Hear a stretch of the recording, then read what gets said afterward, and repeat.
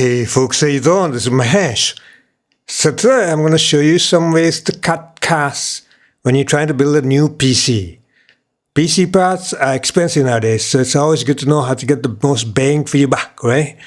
With these methods, you can keep prices low as possible. So let's go. My number one advice would be to avoid everything RGB. When buying a PC case or case fans or even RAM, the RGB version will always be more expensive than the plain Jane version, right?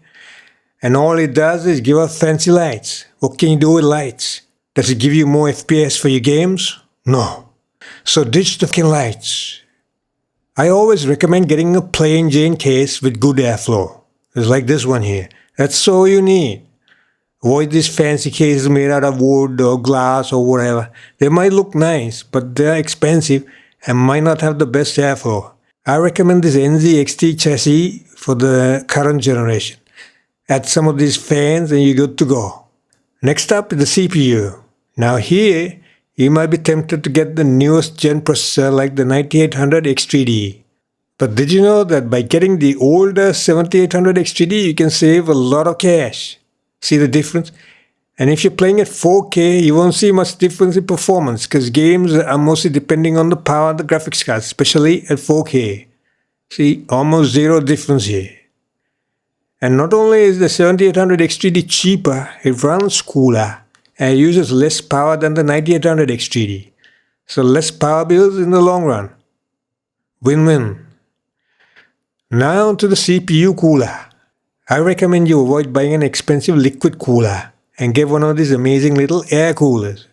This will be more than enough for the 7800 X3D because, as I said, it runs pretty cool as is. Also, air coolers have zero risk factor. Water coolers can leak after a few years or suffer from pump failure. No such problems with this amazing little Sight Mugen 6. Now, choosing a motherboard is tricky. For the 7800 X3D, you might be thinking of a maxed out X870E mobile with all the bells and whistles. But those are dead expensive. But if you go for a cheaper chipset like the B850, then prices go down a lot, but the features are about 80% the same. So you'll save a ton of cash by going for a B850 motherboard like this Asus here. Next up is the graphics card. Now, if you plan to go for a RTX 5080, then just get the cheapest one. Don't go for the overclock cards, or the white cards, or the cards with the huge ass cooling solutions, or these water cooled ones. Because the 5000 series runs pretty cool as is, not like the old days with the GTX 4080, which could fry an egg. So get the cheapest. This PNY is the cheapest currently on Amazon. Now the power supply is now where you want to do any cost cutting. So spend some more and get the best one possible.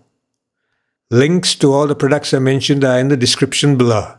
So yeah, avoid RGB, avoid all white parts, use a bit of common sense, and you can get a kick-ass system for much less than you expected. Thanks for watching. I'll see you soon.